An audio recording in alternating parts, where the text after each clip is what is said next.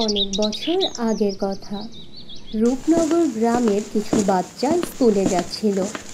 পথে তারা এক পাগল মহিলাকে দেখতে পায়, আর পাগলকে দেখে বাচ্চাগুলো তার সাথে দুষ্টুমি করতে থাকে।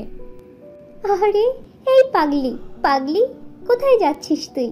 এই পাগলি, দাঁড়া দাঁড়া পাগলি। পাগল মহিলাকে অনেকক্ষণ ধরে বাচ্চাগুলো পেরেশান করছিল, তবে সে কিছুই বলে না। কিছু সময় পরে পাগলটি বাচ্চাদেরকে ভয় দেখাতে শুরু করে। এই এই এই তোদের চোখগুলো আমাকে দে, দে বলছি, তোদের চোখগুলো আমার চাই, দে দে বলছি, দে আমাকে, তোদের চোখগুলো তো অনেক সুন্দর, দে দে আমাকে, এই এই তোদের চোখগুলো দে আমাকে বলছি। পিঙ্কি, হঠাৎ করে এই পাগলের আবার কি হলো? এই পাগল আমাদের চোখ চাইছে কেন? আরে রীতা, তুইও না দেখতে পারছিস না? এটা তো পাগল, আর পাগলেরা উল্টো পাল্টা কথাই বলে। এই পাগলের কথায় কান দিস না তো।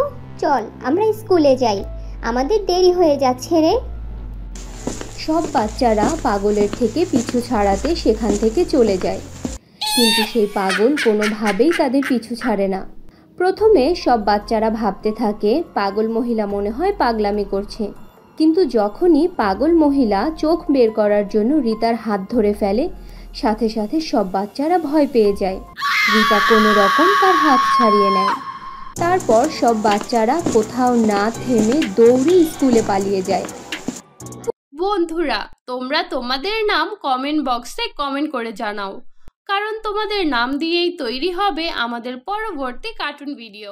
তোমাদের এখন স্কুলে আসার সময় হলো। ঘড়িতে কয়টা বাজে? এটা কি তোমার মামার বাড়ি পেয়েছো? যখন খুশি তখন আসবে। এটা একটা স্কুল, বুঝেছো? স্কুল, আর স্কুলের সময় মতো আসতে হয়, তোমাদের ইচ্ছা মতো নয়। তোমরা চারজন বাইরেই দাঁড়িয়ে থাকো, এটাই তোমাদের শাস্তি। রীতা, পিঙ্কি, কুসুম আর নিশি, ওদের কি হয়েছে? ওদের অবস্থা তো নাজেহাল মনে হচ্ছে। আর ওদের চেহারা, এগুলো কিসের ক্ষত? দেখে তো মনে হচ্ছে ওরা ভীষণ ঘাবড়ে আছে। এই কে কথা বলছে? দীপ্তি, তুমি দাঁড়াও, দাঁড়াও তুমি, আর তুমিও ওদের চারজনের সাথে গিয়ে মাঠে দাঁড়িয়ে থাকো, যাও। রীতা, পিঙ্কি, কুসুম আর নিশি এমনিতেই ঘাবড়ে ছিল, তারা খুব আতঙ্কিতও ছিল। তার মধ্যে আবার ক্লাস টিচার তাদের পানিশমেন্টও দিয়েছে। তারা চারজন বাইরে গিয়ে মাঠে দাঁড়িয়ে থাকে, আর দীপ্তিও তাদের সাথে গিয়ে দাঁড়ায়। সে তাদেরকে জিজ্ঞেস করে, রাস্তায় কিছু হয়েছিল রে? তোরা কি কারোর সাথে ঝগড়া করেছিস? দীপ্তি, আমরা যে রাস্তা দিয়ে স্কুলে আসি সেই রাস্তায় আজ আমরা এক পাগলের পাল্লায় পড়েছিলাম। জানি না মাথায় কোন ভূত চেপেছিল আমাদের। সকাল সকাল আমরা পাগলের সাথে একটু মজা করছিলাম, কিন্তু আমাদের কোনো ধারণা ছিল না আমাদের ছোট্ট মজা আমাদেরকে এত বড় বিপদের মধ্যে ফেলে দিবে। ওই পাগল মহিলা আমাদের কাছে আমাদের চোখ চাইছিল। কি বলছিস? আচ্ছা, ওই পাগল কি আবার ডাইনি অথবা কোনো ভূতটুত ছিল নাকি রে? না রে, ডাইনি তো ছিল না, কিন্তু ওই পাগল বারবার বলছিল তোমাদের চারজনের চোখ খুব সুন্দর, আমি তোমাদের এই চোখেরই খোঁজ করছিলাম, তোমাদের চোখগুলো আমাকে দাও। এই কথা বলে পাগল আমাদের চোখ নেওয়ার জন্য হাত বাড়ায়, আর আমরা কোনো রকম আমাদের জীবন বাঁচিয়ে পালিয়ে আসি। উপরওয়ালার কাছে প্রার্থনা করি যেন দ্বিতীয়বার ওই পাগলের সামনে না পড়তে হয়। আমার তো ভাবতেই ভয় লাগছে, কত ভয়ানক ছিল পাগল মহিলাটি। ধুর পাগল, তুইও না, তুই বেচারি পাগলকে পাগলে বুঝেছিস। সে তার মাথার ভারসাম্য হারিয়ে ফেলেছে। আমি তো বুঝতে পারছিলাম না উনি কি উল্টো পাল্টো কথা বলছিল। আচ্ছা বাদ দে এসব। কিন্তু দেখ, তোদের জন্য আমাকেও পানিশমেন্ট পেতে হচ্ছে। পানিশমেন্ট শেষ হলে তারা ক্লাসে এসে বসে। এভাবেই কিছুদিন পার হয়ে যায়। সেই চার বান্ধবীর সাথে আর ওই পাগল মহিলার দেখা হয় না।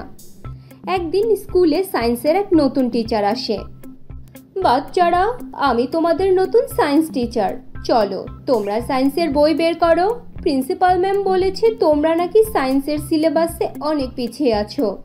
এখন বই বের করো, জলদি জলদি করে তোমাদের সব সিলেবাস শেষ করতে হবে।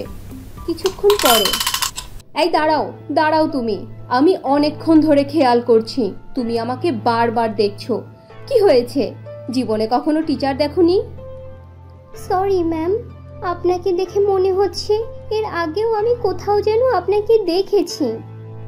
দুনিয়াতে একরকম দেখতে 7জন মানুষ আছে, হয়তো তুমি আমার মতোই কাউকে দেখেছো। চলো এখন বসে পড়ো আর বই বের করে পড়া শুরু করো, মনোযোগ দিয়ে পড়ো। কলি ম্যাম সব বাচ্চাদেরকে ভালোভাবে পড়িয়ে ক্লাস থেকে চলে যায়। রীতা, পিঙ্কি, কুসুম আর নিশি তাদের 4 জনের কেনই যেন মনে হচ্ছে তারা কলি ম্যামকে এর আগেও কোথাও দেখেছে।